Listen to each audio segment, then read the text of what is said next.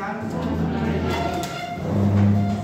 Prevé, Señor, nuestras acciones con tus santas inspiraciones para que todo brote de ti como una fuente y regrese a ti como su fin por Cristo nuestro Señor. Amén. Espíritu Santo, fuente de luz. Ilumínanos. Padre, del Hijo y del Espíritu Santo. Amén.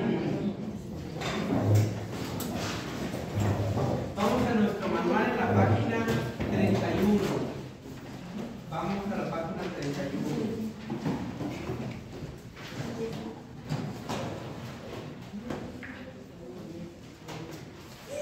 Pablo escribió alguna obra que encontramos aquí en nuestra pregunta número 8, al final casi de la página 31.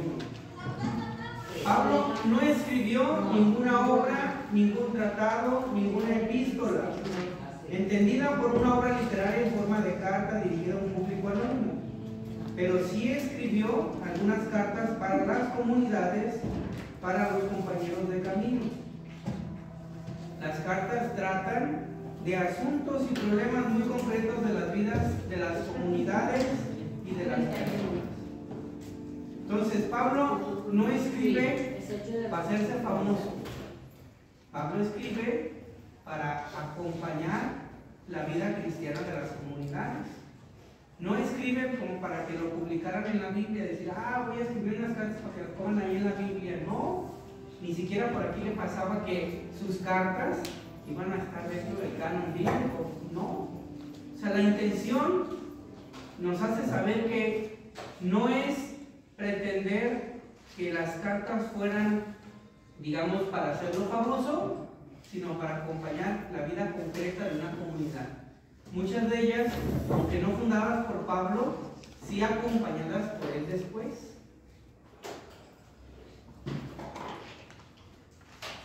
En general, Pablo sigue el esquema normal de las cartas de aquella época: presentación del autor y los destinatarios, el saludo inicial. Generalmente dictaban las cartas un secretario, un escribano, él es el que redactaba. Uno dictaba y el otro escribía. Vamos a ver en sus Biblias Romanos 16, 22. Vamos a Romanos 16, 22.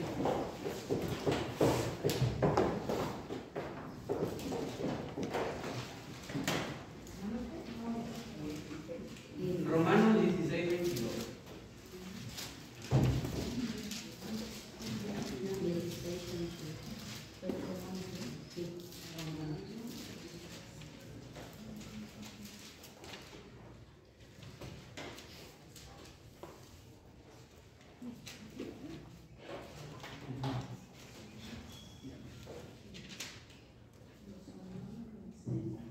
Dice, y yo, Tercio, amanuense de esta carta, los saludo en el nombre del Señor. ¿Qué quiere decir? Que es el escribano, es el que está poniendo por mano lo que está escuchando del dictado. ¿Vale? Sí, es el escribano.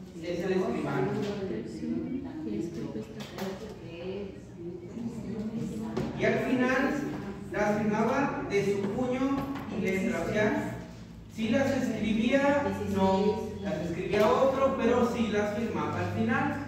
Vamos a Segunda de Tesalonicenses. Segunda de Tesalonicenses 3:17.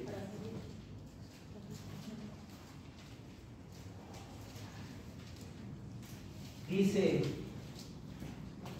el saludo de mi puño y letra, y es la contraseña en todas mis cartas. Pablo, la gracia de nuestro Señor Jesucristo esté con todos ustedes.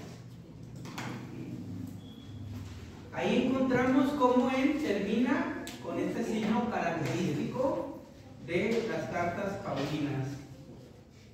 Parece que solamente la carta a Filemón fue escrita del todo por Pablo mismo sin ayuda de un secretario. La mayoría de las veces Pablo no escribía él solo, sino escribía con sus compañeros de misión que aparecen a su lado en el saludo inicial o en los recuerdos finales de las cartas. Vamos a buscar alguna de estas. Por ejemplo, Segunda de Timoteo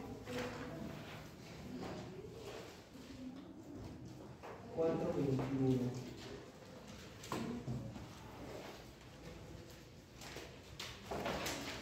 Dice, procura venir antes del invierno.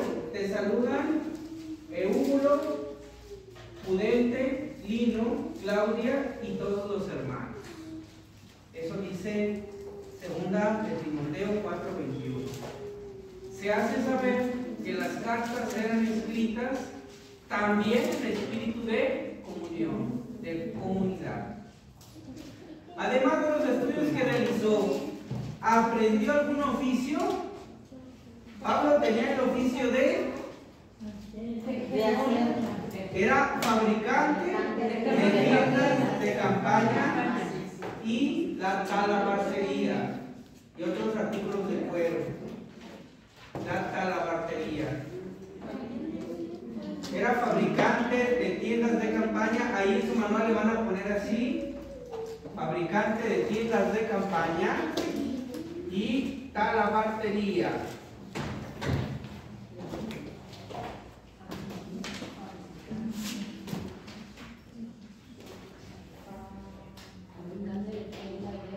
De campaña y talabartería. Algunos exégetas encuentran que aprendió esta profesión durante su estancia en Jerusalén, cuando estudiaba a los pies de Gamaliel. Según dicen, el ideal del rabino era tener un oficio y vivir de su propio trabajo.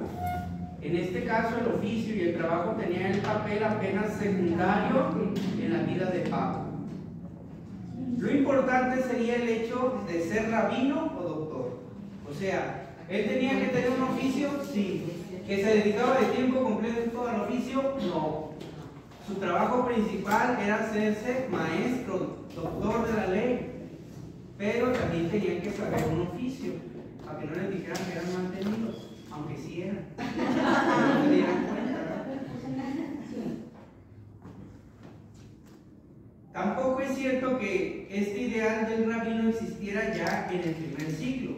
Como ya veremos, el oficio y el trabajo no tenían un papel secundario en Pablo, sino un papel central.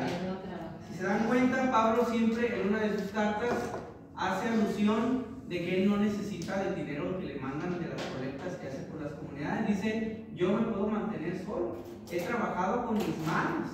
O sea, hace notar que el trabajo de Pablo es el trabajo también manual, pero no por ello descuidado la predicación, que ha hecho ambas cosas, porque le estaban diciendo que es mantenido. Ya saben que la gente chismosa también en el tiempo de Pablo, y decían que hacía las colectas, pero que era para mantenerse a él, y dijo: no, Señor, yo sé trabajar y yo trabajo y me gano el sustento de cada día con mis propias manos. Donde quiera hay gente así, ¿verdad? Sí. Yo pensé que nomás allá estaba. No. ¿A poco sí? Allá donde estoy yo no hay de esas cosas. Del otro lado de la sol y todo es una agua bendita. Y huelen a incienso. Los cayó. Lo más probable es que él, como todo niño de su tiempo, haya aprendido la profesión de su propio padre, es decir, en el mismo Tarso. El oficio era una característica de la familia y pasaba del padre a hijo. Por eso también Jesús aprendió el oficio de su padre José. Era una costumbre, porque también las familias, y todavía hasta en nuestros días, ¿verdad? Por ejemplo, la familia de los Morales, que son muy famosos ahí en mi pueblo, son los carniceros. El papá es el dueño de la carnicería, los hijos ahí trabajan y se dan carniceros. Yo creo que hasta los nietos. Construyendo canderos, ahí está Vicente Fernández. Ahí está Vicente Fernández, los hijos. Cantantes. Igual de vividor, perdón, de que van heredando los oficios. Ahí está la Sheila Dulca, ¿verdad? Que el aprendizaje en el taller del padre comenzaba a los 13 años de edad y duraba 2 o 3 años. El pequeño tenía que trabajar de sol a sol. Y los días nublados, quién sabe qué hacían, obedeciendo una disciplina muy rígida. Sabemos que fue criado Pablo en una cultura farisaica, o sea que eran muy rígidos, era gente la verdad, muy disciplinada, muy disciplinada. Él aprendía la profesión del padre para tener un medio de vida y para capacitarse en la conducción de los negocios, como después sería sucesor de su padre. Esto dependía del tamaño de la fortuna y del negocio del padre. Que el padre era muy rico. Sí, porque hasta lo tuvo para mandarlo a estudiar a lejos. Si no hubieran tenido ni con qué, imagínense. Y si pudo comprar su libertad, señal de que tenía pues bastantes bienes, pudo comprar su ciudadanía romana. Muy bien. Su padre era rico, tenía grandes negocios. Pablo solía decir que era ciudadano de Tarso y ciudadano de Roma, y que tenía ese derecho no por haberlo comprado, sino por nacimiento. En otras palabras, lo recibió de su padre. Esto quiere decir que el padre de Pablo no era pobre. Quizá no era el más rico, pero no era pobre, así como ustedes, que no son pobres, ¿verdad? Pobre del pobre que el cielo no va, no lo hace aquí y se lo regresan allá. No decir más ahora. No era pobre, sino que era de la élite de la ciudad, era fifí, como decimos. Así de fácil. Llegó a apropiarse de los derechos de ciudadano romano, al grado de poder pasar ese derecho a los hijos, porque ese derecho de ciudadanía era heredable. Entonces, si el papá lo compraba, con ello todos los de su familia heredaban el derecho de la ciudadanía romana. Ahora no, sacas tus papeles de visa para ir a Estados Unidos y nomás la tienes tú y después tienes que sacarle para tus hijos, ¿verdad? Y estarla renovando, allá no tenían que hacer filas allá afuera del consulado, ya era perpetuo.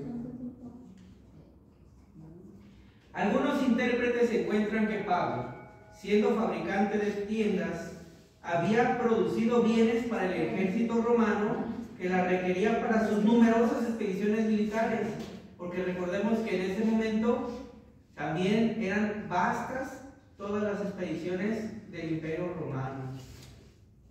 Así explican cómo Pablo, siendo judío, pudiera haber recibido el título de ciudadano romano como un derecho hereditario. De este modo es probable que Pablo hubiera aprendido el oficio de fabricante de tiendas no tanto para tener un medio de supervivencia a través de su trabajo, sino para poder suceder a su padre en la conducción de los negocios. La conversión a Cristo modificó todos sus planes, porque ya no se dedicó a los negocios de su padre de la tierra, sino de su padre del cielo, ¿verdad? Bien. ¿De qué manera la conversión a Cristo cambió los planes de Pablo? Como ya lo vimos la semana antepasada y la semana pasada. Hablar de conversión en Pablo es más hablar de un proceso de enamoramiento de Cristo que de un cambio de vida. Porque en realidad Pablo solamente confirmó las promesas que estaban dadas al pueblo de Israel. O sea, aceptó que en Cristo se cumplen las promesas, pero siguió siendo el mismo hombre fiel, observante, amoroso, entendiendo, o sea, si entendía la fidelidad a la ley, ahora entendía la fidelidad a Cristo con la misma fuerza. Por eso es que hablar de conversión en Pablo es más entendida como proceso de enamoramiento de Cristo que en realidad decir yo era, digamos, malo y ahora soy bueno. No era del equipo de los malos, no. Era un hombre que era muy fiel a su conciencia. Era un hombre íntegro. Entonces, hablar de conversión va más allá. Como ciudadano de Tarso, ciudadano romano, alumno de Gamaliel con una formación superior, criado y formado muy probablemente para tomar en sus manos los negocios de su padre, Pablo pertenecía a la élite de la sociedad de aquel tiempo. O sea, andaba bien vestidito, andaba bien perfumadito y bien comidito. O sea, sí, Pablo era de la élite, ¿sí? Tenía por delante un gran futuro y la posibilidad real de una brillante carrera. La entrada de Cristo en su vida modificó todo esto. Pablo mismo dice: por su amor acepté perderlo todo y lo considero como basura. Ya no me importa más ganar a Cristo y encontrarme en Él. Lo que tenía por ganancia lo tengo ahora por pérdida, por amor a Cristo. Lo perdió todo, pero ¿era todo lo que Él perdió? Parte de ese todo perdido era esto. La entrada de Cristo en su vida lo sacó de la posición en la sociedad y lo colocó en otra más inferior. Sí, porque Él era fariseo, era conocedor, era de renombre, tenía cartas credenciales que lo autorizaban para meter preso a los cristianos. Los cristianos eran, miren, vamos a transportarnos a ese momento. ¿Quiénes eran los que andaban detrás de Cristo? Los pobres, los enfermos, los viciados, los pecadores, las prostitutas, andaban detrás de Cristo. Sí, andaban detrás de Él. Imagínense todos los primeros que se empezaron a convertir con el mensaje de Cristo.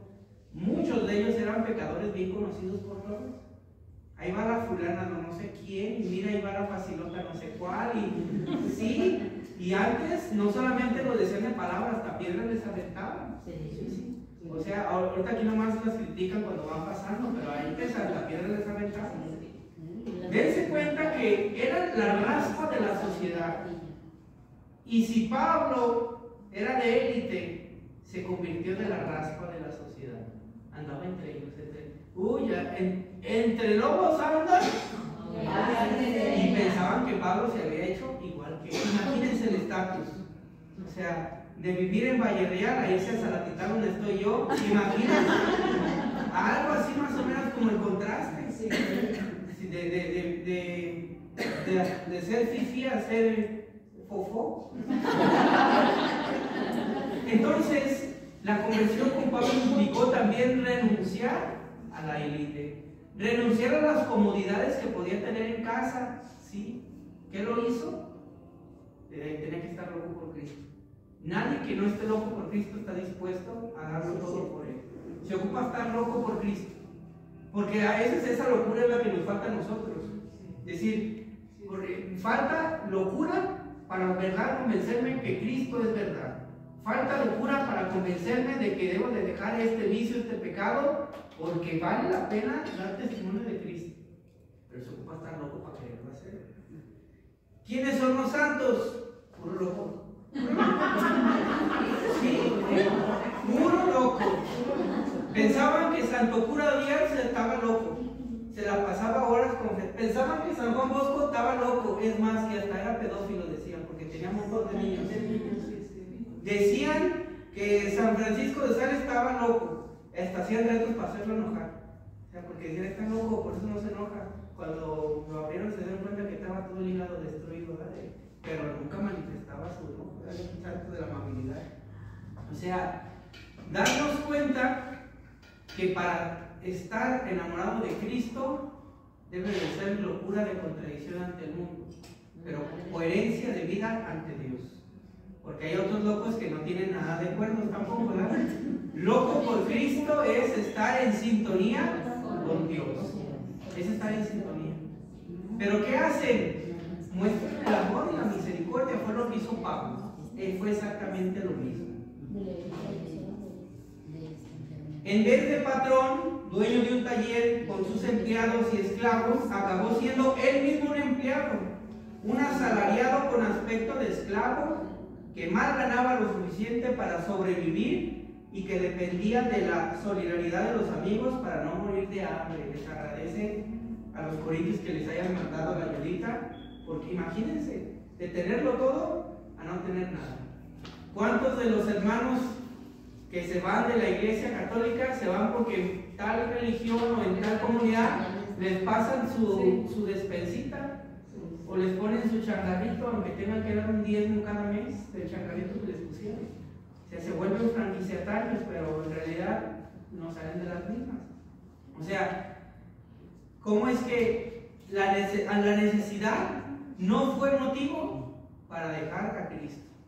Y esto lo podemos ver bien fácil entre nosotros. Facilísimo. ¿Cuántas veces nosotros, por falsa necesidad, dejamos a Cristo? ¿Por qué? Ay, es que tengo que trabajar, no pude ir a misa. con una facilidad la gente falta a misa, que porque me cayó visita, que porque no había templo allá donde andaba de fiesta o donde andaba de viaje, porque tuve que trabajar, que no saben, se los voy a confesar, ¿verdad? Yo me enchilo cuando dice la gente, no vine a misa, es que no tuve tiempo. Yo digo, no tuvo amor, porque el que tiene amor siempre tiene tiempo. Nunca digas que no tienes tiempo, di que no tienes amor, porque el que tiene amor siempre tiene tiempo. Siempre.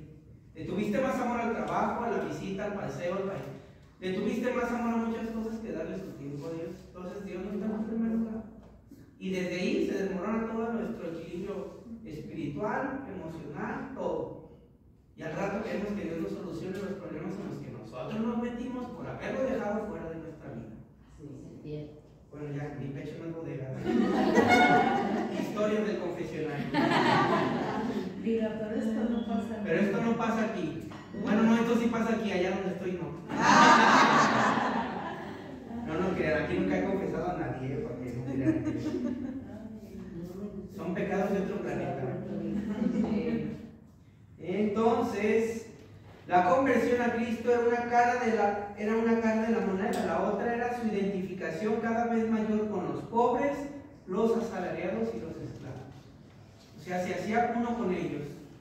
Y Pablo lo dice, ¿verdad? Con los ricos soy rico, con los pobres soy pobre. O sea, a mí no me mueve eso. Lo que lo movía era ganar más hombres a Cristo. Era su pilar, ganar más para Cristo.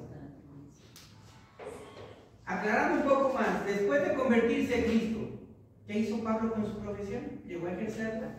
¿Cómo conseguía trabajo? La entrada de Cristo en su vida provocó a Pablo una situación nueva y diferente, en la que fue obligado a buscar otra forma de sobrevivir. Por un lado, repentinamente Pablo fue arrancado de la comunidad judía, perdió el círculo de amistades que tenía, debió haber tenido también su clientela en medio de los judíos, al grado que estos querían matarlo. Fíjense, el hecho de haber abrazado el cristianismo, o de haber seguido a Cristo, más bien, que es la expresión más correcta, de haber seguido a Cristo, lo llevó a que perdiera todo. Y los fariseos eran tan rígidos que tenían prohibido comprarle a un pecador público. O sea, no podían comprarle a Pablo. Entonces, hasta su clientela se acabó.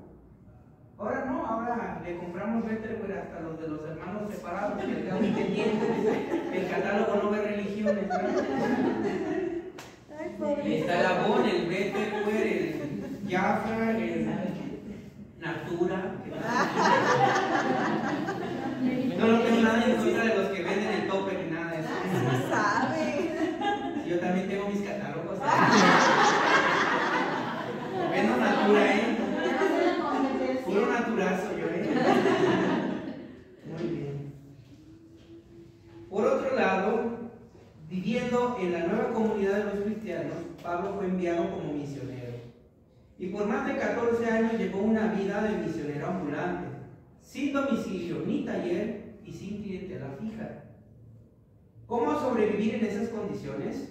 Como misionero ambulante había varias alternativas de supervivencia, conforme a la costumbre de los profesores, filósofos y misioneros ambulantes de la época. Algunos de estos profesores imponían un precio para su enseñanza. Otros, más bien pocos, vivían de limosnas que pedían en las plazas, pero la mayoría se instalaba en alguna casa de una familia pudiente, como profesores particulares de los hijos. Allá vivían sin trabajar con sus manos, como hijos de aquella casa, dependiendo en todo de esa familia y recibiendo de ella también alguna ayuda de dinero.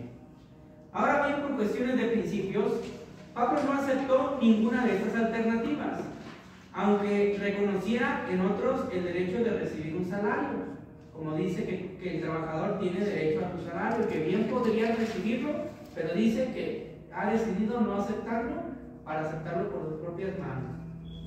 Él mismo insistía en negarse a aceptar un pago por su enseñanza, pues quería anunciar el evangelio en gracia, o sea, gratis. ¿Cómo hacen falta de esos evangelizadores todavía? Sí, Muchos. Por ejemplo, el otro día me invitaron a dar una conferencia, pues yo nunca había hecho esas cosas. ¿verdad? Yo no sabía lo que es un padre, ser un padre y ser famoso al mismo tiempo. Yo solamente he sido famoso y no ser padre. Y me invitaron a dar una conferencia a la diócesis de Zacatecas. Y me dio risa porque me preguntaron, padre, ¿y usted cuánto cobra? Ah, caray, ¿se cobra? Sí, padre, es que la otra vez trajimos al padre fulano de tal, que de los montes no sé qué, y ya dije, ¿quién era?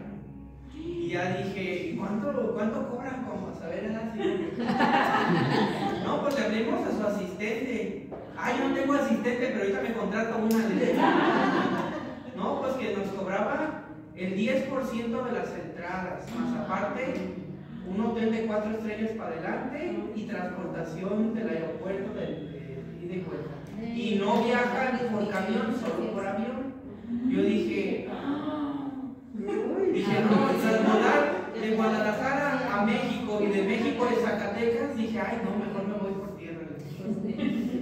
No, le dije, no, yo no cobro nada, no cobro absolutamente nada, yo voy con mucho gusto y fui allá y me pasearon día gratis, comí día gratis, a donde me llevaron, yo no le puse ni condiciones, dije, ahí empecé en el curato, ahí metiendo en la sala, no sé, pues me pagaron ahí en un cuartito de hotel.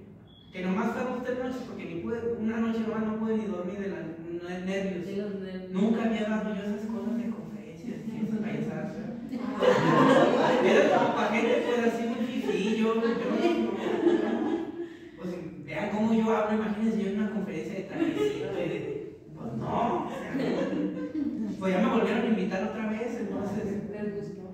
Pero ahora quieren por Zoom para que les gaste menos. Dije, no le hace por Zoom, se las doy ya. Y creo que es la próxima semana, de hecho. ¿El martes? No sé, pero por ahí lo conté, no sé. Si no, aquí lo hacemos si ustedes van a presenciar la conferencia en mi boda. Muy bien. Y yo me pregunté, dije, híjole, ¿por qué les ponen tarifas? Y luego la Julieta Venegas y no sé cómo se llama la otra que cobran bien caro. O la Adriana Estrellita, o no sé qué cerveza sea. Cobran carísimo. Cobran carísimo. Yo dije, Dios mío, también. Yo digo, también que vivan de eso. Pero ya ponerle precio al evangelio. O no sé cómo se llama José, o cómo se llama. No se cobran carísimo. Que yo dije, híjole, Pablo se hubiera muerto. Pablo se hubiera muerto del escándalo de saber que ¿no, padre? Sí. ¿Qué dice que eso no se cobra? No, lo que gratis ha recibido, darlo gratuitamente. A mí, por ejemplo, cuando voy a ver un enfermo, ¿cuánto cobra, padre? No cobro nada, tampoco si no. Depende de la verdad. No cobro nada, pero después de 500 lo que quiera.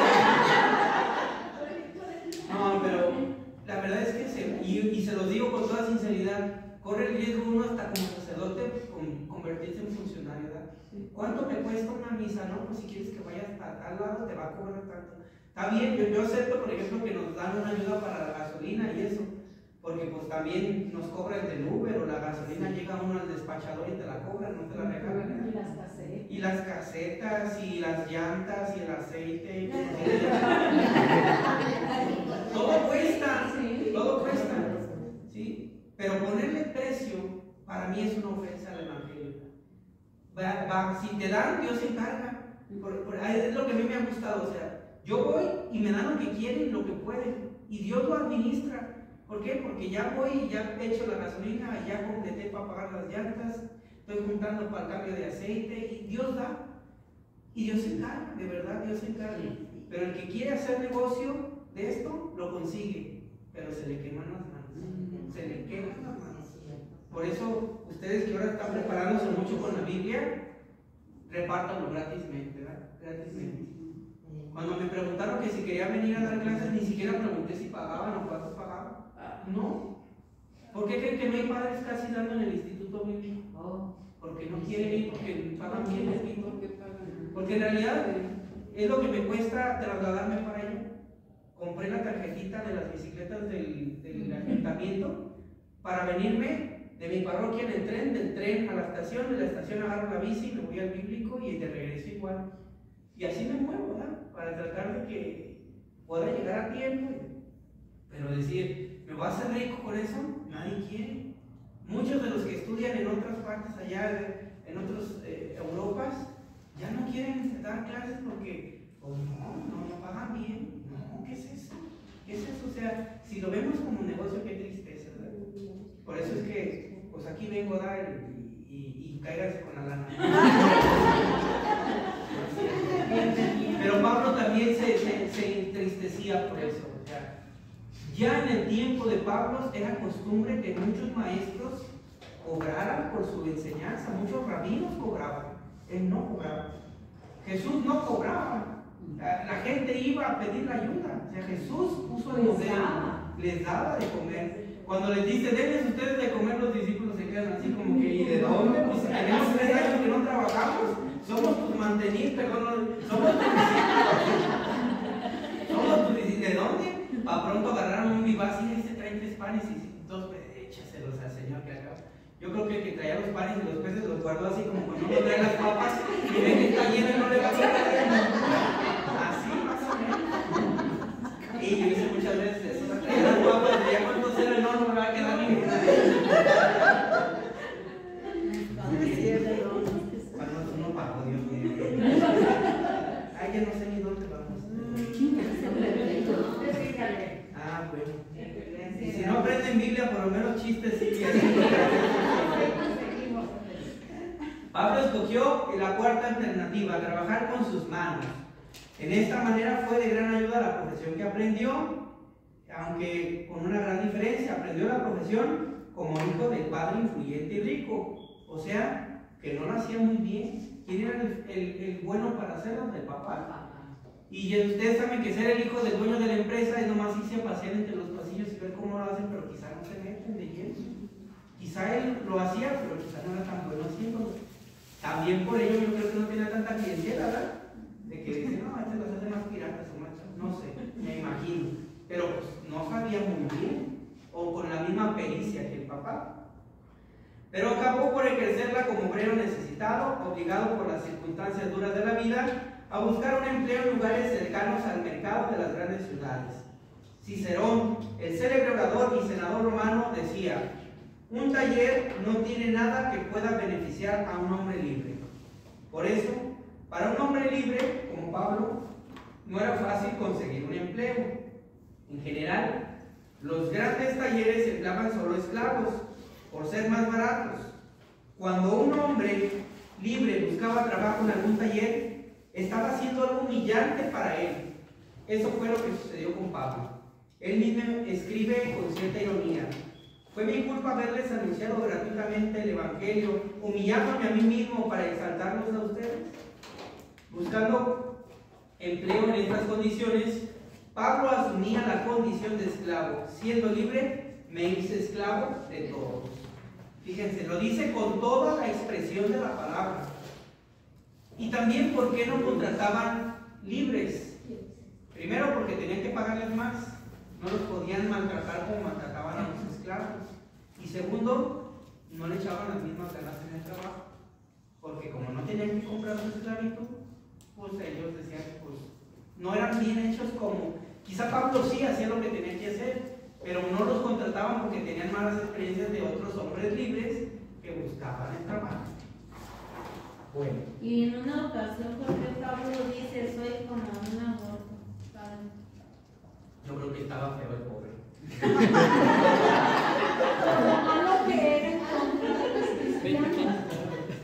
Porque habla con esta expresión del aborto como para decir, soy algo que inacabado, algo que no llegó a buen término, y aún así, por la gracia de Dios, soy lo que soy. Soy como el último de los apóstoles, es como un aborto, así como que lo que no se logró bien. Pues, yo creo que estaba feito. Así como yo no estaba, eso es un hecho, ¿eh? No, estaba mejor, yo creo, su experiencia y su vida misma. Bienvenido, Padre Reverendísimo. Un vasito de agua. Querido, ¿están en clase de Biblia o estén no? Porque escuchan pura risa también. ¿Quieres enseñar, Padre, no? Si él me conoció bien serio, no pelaba un chango en la cara, yo bien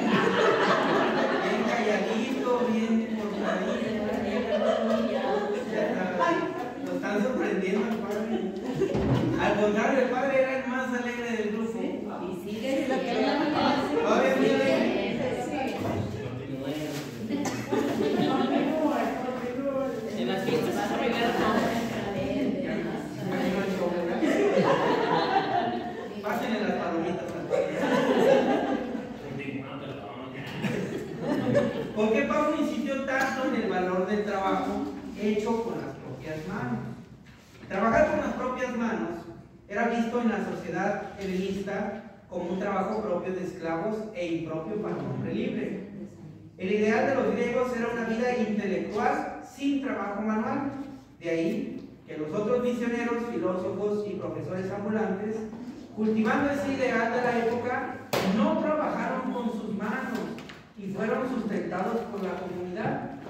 O sea, era denigrante que trabajaran con sus propias manos, porque lo que valía para ellos era su intelecto. O sea, ellos tenían que aprovechar el intelecto y pareciera como cualquier parecido con la realidad, no era coincidencia, ¿verdad? Bueno, no voy a pisar calle porque aquí está el padre. No voy a hacer que me lo pedría también. ¿Cuándo han visto un padre barriendo y trapeando? El padre va así, lo hace. Sí. Pero hay otros que no, dicen, me tocó un lugar. Bueno, donde estoy, ¿para qué digo tu lugar? Afuera es un cochinero, el otro seguido me pongo a barrer. Y llega una señora. ¡Padre! Con sus manos ungidas y consagradas. No puede usted agarrar la escoba, pues miren, no se me van a caer ni la unción ni la consagración, pero este mugrero nadie lo va a quitar. Así que o me va a ayudar o no me quite la escoba. O no me quitó la escoba después. Pero a veces pensamos, como esa concepción, ¿verdad? No puede trabajar, no puede agarrar una escoba, un trapeador y limpiar. Sí se puede y debemos de hacerlo. El trabajo manual no denigra el trabajo intelectual. Más bien se considera inútil. Luego esperan el ¿Que soy inútil? No, me podrán considerar otros, pero yo no. La comunidad a su vez los acogía de buen agrado, pues veían en ellos un símbolo del ideal que todos querían alcanzar. O sea, ¿quién no quiere trabajar sin mover una mano? Pues ya se puede, antes era un ideal, ahora es una realidad. Ya se llaman becas del bienestar y 65 más. Sí, o sea, ¿cuánta gente dejó de trabajar? Conozco en ciertos lugares.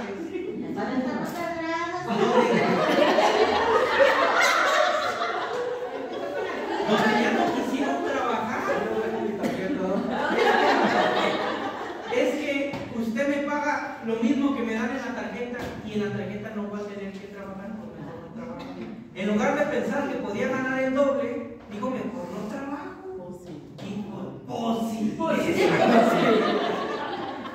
Pero si se puede, ¿por qué no viene a Saturday? No. Si se puede, que sea una duda doble, sí. Pero ¿cuánta gente dejó de trabajar porque ya el gobierno me va a dar? Y dejamos de ser productivos. Pues lo que antes era un ideal de que se pagara sin trabajar, hoy ya es una realidad. Cuando antes decían que te mantenga el gobierno, es una realidad. Ya llegamos a esos momentos. Gracias a Dios. A todos menos a los padres nos mantiene el gobierno. No, cuando me van a dar 60 más, yo creo que no voy a llegar. Pues sí, pero el presidente que nomás nos dura 3 más. Ya que llega 50 y más. La comunidad a su vez los acogía de buen agrado, pues veían en ellos un símbolo que todos querían alcanzar. De todos modos, es ideal alimentado por todos y para todos solo era posible para una pequeña capa privilegiada de la sociedad, o sea, los intelectuales. Eran los únicos. ¿A qué hora se acaba la clase? 8:45. ¿Ya se acabó? Vámonos. Los 5 minutos que llegué tarde ya se lo repuse.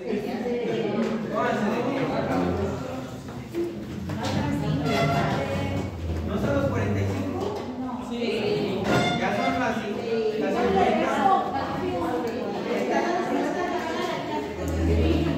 En nombre del Padre, del Hijo y del Espíritu Santo. Amén. Gracias te damos, Señor Dios, omnipotente, por tus beneficios, tú que vives y reinas y por tus